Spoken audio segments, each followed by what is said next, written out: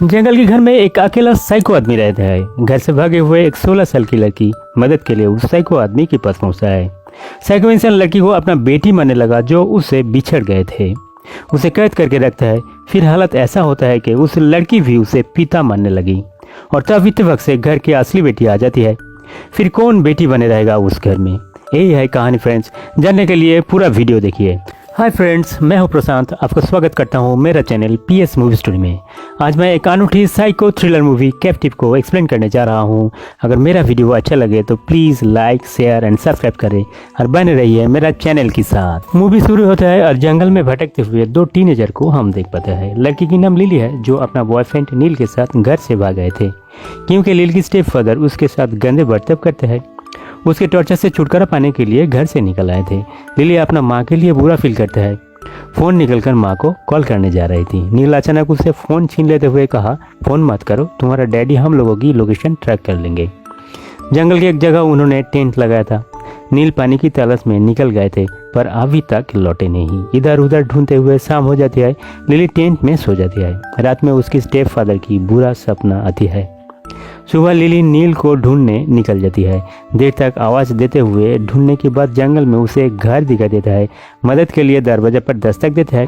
उस घर में एक अकेला बूढ़ा रहता है जो लिली को घर बुलाकर पानी पीने देता है। लिली एक फ़ोन करना चाहता है। वो बूढ़ा इंसान जिसके नाम इवन है कहता है पहले नहा धोकर फ्रेश हो जाओ। लिली को बूढ़े इवन की दिमागी हालत ठीक नहीं लगी। लिली घर से निकल जा रही थी पर इवन अचानक खफा होकर कहा, तुम इस तरह जा नहीं सकते, कहते हुए लिली को पकड़ के घसीटते हुए घर के अंदर ले जाता है।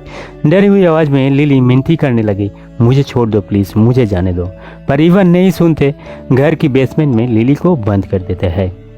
बेसमेंट में लिली को बहुत सारी चीज़ों में एक लड़की की मिसिंग रिपोर्ट दिखाई देता है न्यूज़पेपर कटिंग में। कुछ देर बाद बूढ़े इवन खाना लेकर आता है। लिली उसकी बॉयफ्रेंड की बात करते हैं जिसके पास उसे जाना है।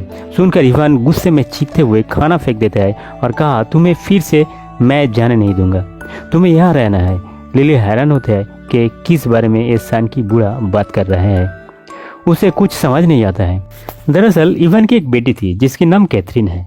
कैथरीन की माँ एक एक्सीडेंट में मर गए थे। उसे लगता है कि इवन की गलती के कारण उसकी माँ की मौत हो गए थे, इसलिए वो हमेशा परेशान रहने लगा।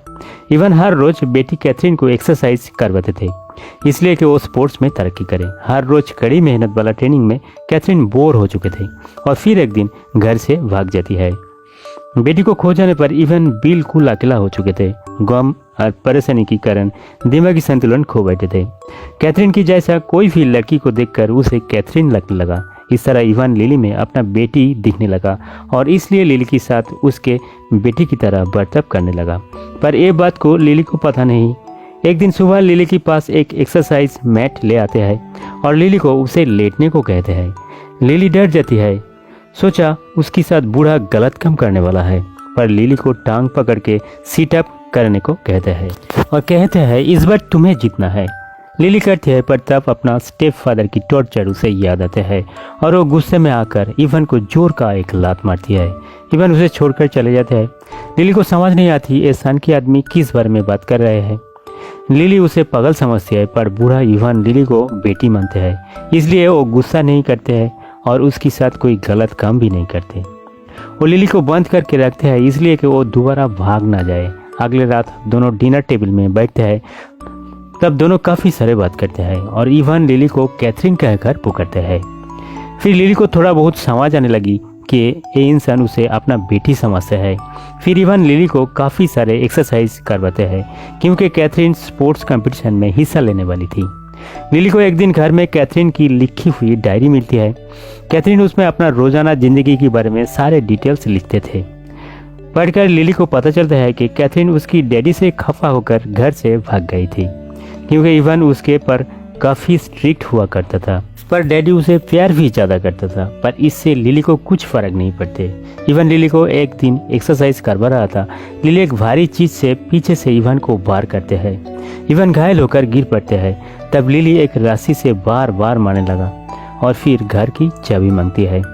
इवन चाबी देने की बहाने में उसके हाथ पकड़ लेते हैं और डांटने लगा, तुम अपनी डैडी पर इस तरह कैसे हाथ उठा सकते हैं।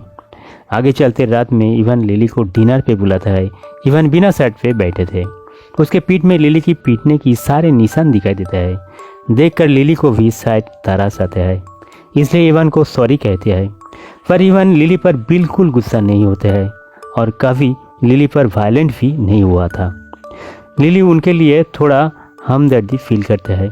दूसरे दिन इवान लिली को ग्राउंड में रन प्रैक्टिस करवा रहा था।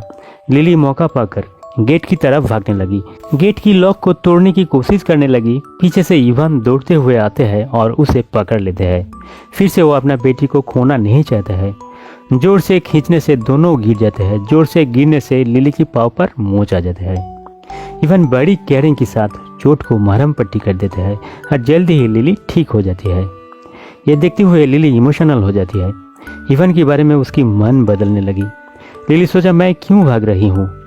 मेरी स्टेप फादर मुझ पर काफ़ी बेरहम है। मैं जाऊँ तो जाऊँ कहाँ? इससे ज़्यादा प्यार मुझे कहाँ मिलेगा? क्यों ना बेटी बन के इस डैडी के पास रह जाऊँ। उस दिन के बाद लिली इवान को अपना डैडी मानने लगी। उसके साथ अच्छा से पेश आने लगी। डैडी जो कहते हैं वो सारे वो करते हैं। लिली स्पोर्ट्स की प्रैक्टिस अच्छे से करने लगी। उन दोनों बाप बेटी का रिश्ता काफ़ी सुधर जाने लगा। डैडी लिली को बहुत सा प्यार करते हैं। लिली भी नया डैडी के साथ खुश रहने लगी। काफ़ी दिन गुजर जाते हैं। इवान की असली बेटी कैथरीन की बर्थडे आ जाते हैं। इस बारे में लिली को कोई पता नहीं था। उसे पता तब चलता है जब इवान उसे एक सरप्राइज गिफ्ट देकर हैप्पी बर्थडे विश करता है। गिफ्ट में इवान एक मोबाइल फ़ोन देता है। गिफ्ट पाकर लिली को तो खुशी का कोई ठिकाना नहीं रहा। घर में खुशी का माहौल कई दिनों के बाद वापस आता है, पर कुछ अनहोनी छुपके से इंतजार में थे। इवान मार्केट गए थे। जब लौटे तो घर के बाहर असली बेटी कैथरीन से मिलते हैं। कई वर्षों के बाद बेटी घर वापस आई।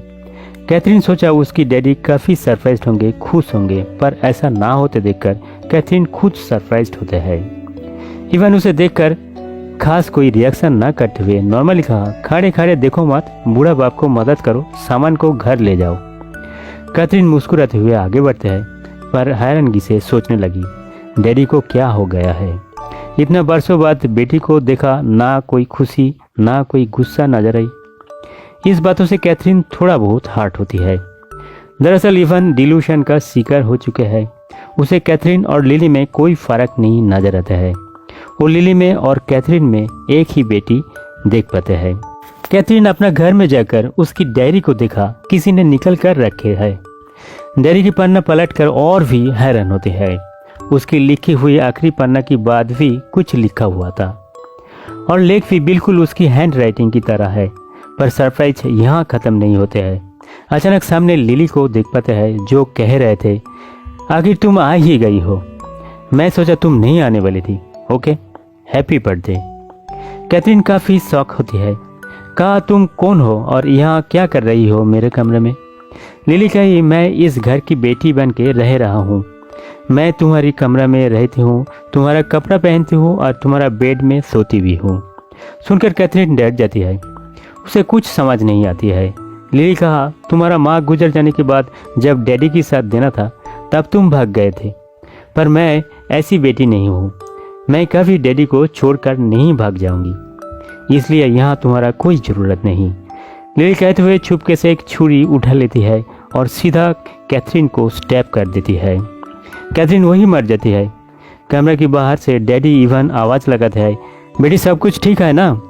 लिली आवाज़ देते हैं, जी हाँ डैडी, कोई प्रॉब्लम नहीं है। और कहानी यहाँ समाप्त होती है। फ्रेंड्स, अगर मेरे वीडियो अच्छा लगे तो प्लीज़ लाइक शेयर सब्सक्राइब करें और जुड़े रहिए मेरा चैनल के साथ, ताकि मैं और भी अच्छे वीडियो बना के आपकी मनोरंजन कर सके। Thank you.